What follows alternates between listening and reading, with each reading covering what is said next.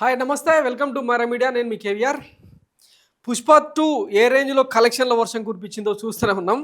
So ఇప్పుడు ఆ సక్సెస్ని ఎంజాయ్ చేయకుండా రిపీటెడ్గా పుష్ప మళ్ళీ అరెస్ట్ అవుతాడా, జైలుకి వెళ్తాడా, మధ్యంతర బెయిల్ క్యాన్సిల్ అవుతుందన్న చర్చ ఇప్పుడు పెద్ద ఎత్తున జరుగుతూ ఉంది. ఎందుకంటే మొన్న శనివారం రోజు తెలంగాణ అసెంబ్లీలో ముఖ్యమంత్రి హోదాలో రేవంత్ రెడ్డి స్వయంగా పుష్పకు సంబంధించి అల్లు అర్జున్ వ్యవహార శైలికి సంబంధించి ఆ రోజు సంధ్య థియేటర్ తొక్కిసలాటంలో ఏం జరిగిందో పిన్ టు పిన్ వివరించిన విధానం మొత్తం యావత్ సమాజాన్ని, అంటే మొత్తం దేశవ్యాప్తంగా తనను బ్లేమ్ చేసిన తీరుకు ఆయన ఇచ్చిన ఆన్సర్ ఇప్పుడు పెద్ద ఎత్తున వైరల్ అవుతూ ఉంది. దీనికి తోడు పోలీసులు కూడా చాలా సీరియస్గా ఈ వ్యవహారాన్ని టేకప్ చేయడం కూడా ఇప్పుడు తీవ్ర చర్చనీయాంశం అవుతా ఉంది. ఈ నేపథ్యంలో పుష్ప మధ్యంతర బెయిల్ క్యాన్సిల్ అవుతుందా? ఎందుకంటే సుప్రీంకోర్టుకు వెళ్తున్నారు తెలంగాణ పోలీసులంతా. ఆయనకు మధ్యంతర బెయిల్ ఇవ్వడం కరెక్ట్ కాదు. ఈ మొత్తం ఇన్సిడెంట్లో అంటే ఏ11గా ఆయన ముద్దాయిగా ఉన్నా కూడా ఆయన అరెస్టుకు సంబంధించి అంటే ఆయనకు శిక్ష పడుతుందా లేదా, ఆయన తొక్కిసలాడకు ఆయన ప్రమేయం ఉందా లేదా అన్నది అవి అన్నీ నిలబడే గ్రౌండ్స్ కాదు. కేస్ ఆఫ్ కోర్స్ కూడా అట్లా ఒప్పుకోకపోవచ్చు. కానీ ఆయన వ్యవస్థ కనుక సహకరించి కొంత హుందాతనంగా సంయమనం పాటించి ఉండుంటే పరిస్థితి ఇక్కడ దాకా వచ్చేది కాదన్న చర్చ పెద్ద ఎత్తున జరుగుతూ ఉంది. ఎందుకంటే పోలీస్ వ్యవస్థను బ్లేమ్ చేసేలాగా, తెలంగాణ ప్రభుత్వాన్ని కించపరిచేలాగా జరిగిన ఈ ఇన్సిడెంట్స్ అన్నింటికి కూడా ఒక మందులాగా పోలీసు యంత్రాంగం ఈరోజు సుప్రీంకోర్టుకు వెళ్ళి ఒక అప్పీల్ చేయబోతుందన్నమాట. సో సివి ఆనంద్ నేతృత్వంలో సుప్రీంకోర్టులో ఇప్పటికే కేసు ఫైల్ చేసిన సందర్భంలో మరి కోర్టు ఏం ఆదేశాలు ఇస్తుందన్నది చూడాల్సి ఉంది. ఆయనకి ఇచ్చిన అంటే 6 గంటల్లోనే మధ్యంతర బెయిల్ రావడం, అర్ధరాత్రి 12 గంటల లోపే ఆయన జైలు నుంచి బయటకు పంపించాలని సీరియస్గా ఆదేశాలు రావడం కూడా పోలీస్ యంత్రాంగాన్ని మోరల్గా దెబ్బతీసింది. వాస్తవానికి జైల్ మాన్యువల్ ప్రకారం సాయంత్రం 6 గంటల నుంచి ఉదయం 6 గంటల వరకు ఎంత పెద్ద మొగోడైనా, ఎంత పెద్ద సెలబ్రిటీ అయినా విడుదల చేయడానికి వీలు కాదు. సో ఈ గ్రౌండ్స్ ఏవి తెలియకుండా చాలామంది సోషల్ మీడియాలో ప్రభుత్వాన్ని, ముఖ్యమంత్రిని, పోలీస్ యంత్రాంగాన్ని బ్లేమ్ చేసేలాగా ఆ రోజు మాట్లాడిన మాటలు అందరినీ ట్రేస్ అవుట్ చేసి బొక్కలో వేయడానికి ప్రయత్నాలు జరుగుతూ ఉన్నాయి. ఈ నేపథ్యంలో ముఖ్యమంత్రి మాట్లాడిన తర్వాత కూడా అల్లు అర్జున్ ఇమ్మీడియట్గా అంటే వితిన్ 1 అవర్ 1.5 అవర్లోనే వచ్చి ప్రెస్ మీట్ పెట్టి తన మీద క్యారెక్టర్ అసాసినేషన్ చేసే ప్రయత్నం జరుగుతూ ఉంది. నేనేమి కావాలని పోలేదు, పోలీసుల పర్మిషన్ ఉందని చెప్పి రకరకాల అబద్ధాలు కూడా చెప్పే ప్రయత్నం చేసిండు. సో అవన్నీ కూడా బ్లఫ్, బూమరాంగ్ అయిన సంగతి కూడా తెలిసిందే. ఎందుకంటే సీన్ బై సీన్ ఒక వీడియో ట్రోల్ అవుతూ ఉంది.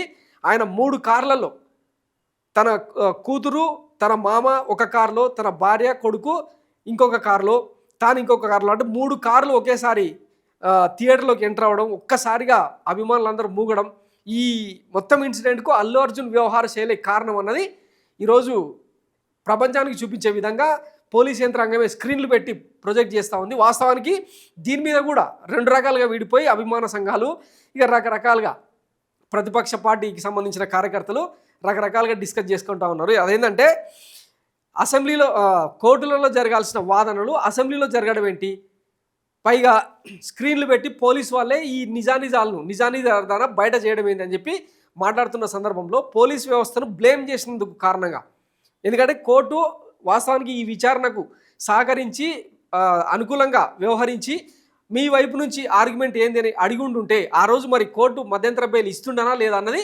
తెలియదు. సో ఆ పాయింట్ని పట్టుకొని పోలీసు వాళ్ళు కూడా కంప్లీట్గా అల్లు అర్జున్ లాక్ చేసే దిశగా వ్యవహరిస్తూ ఉన్నట్టు తెలుస్తోంది. మొత్తం మీద ఈ వీక్లోనే అల్లు అర్జున్కి సంబంధించిన మధ్యంతర బెయిల్ క్యాన్సిల్ అవుతుందా, ఆయన మళ్ళీ అరెస్ట్ అయ్యి జైల్లో రిమాండ్ ఖైదీగా ఉండబోతాడా? ఆ రోజు చూసినాం కదా, అండర్ ట్రయల్ ఖైదీగా ఏదో నంబర్ కూడా వచ్చింది. సో ఇంకా జీవితాంతం ఆయన ఖైదీగానే ట్రీట్ చేయబడతాడా లేదా అన్నది రాబోయే రోజుల్లో తెలిసే అవకాశం ఉంది. ఈరోజు రాబోయే సుప్రీంకోర్టు తీర్పు ఆధారంగా ఏం జరుగుతుందనేది తెలిసే అవకాశం ఉంది. మొత్తం మీద పోలీసులు అయితే అల్లు అర్జున్ మీద చాలా సీరియస్ ఎలిగేషన్స్తో కోర్టుకు వెళ్ళబోతూ ఉన్నారు. నిన్న ప్రెస్ మీట్లో కూడా ఒక ఆయన మాట్లాడుతూ ఉన్నాడు.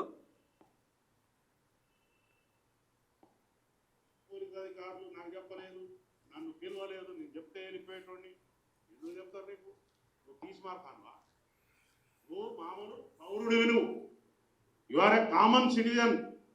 నీకు సిటిజన్షిప్ ఇక్కడ ఉందో లేదో ప్రజలు, నీ ఆధార్ కార్డు ఎక్కడ ఉందో మాకు తెలియదు. ఆంధ్రాలో ఉందా, తెలంగాణలో ఉందా? ముందు అది డిక్లేర్ చేయకు. పోలీస్ అధికారులు నాకు చెప్పలేదు, నన్ను పిలవలేదు, నేను చెప్పు.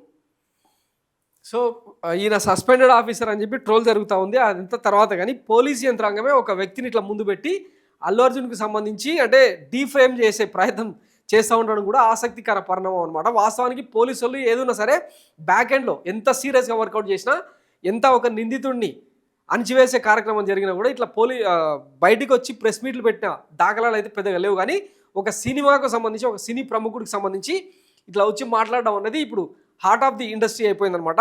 సో ఈరోజు ఏం జరుగుతుంది, తీర్పు ఎట్లా వచ్చే అవకాశం ఉందన్నది మరికొన్ని గంటల్లో తేలే అవకాశం ఉంది. చూద్దాం, దానికి సంబంధించి మరిన్ని అప్డేట్స్ ఉంటే డిస్కస్ చేద్దాం. Thanks for watching Myra Media. నేను మీ కేవీఆర్. Thank you.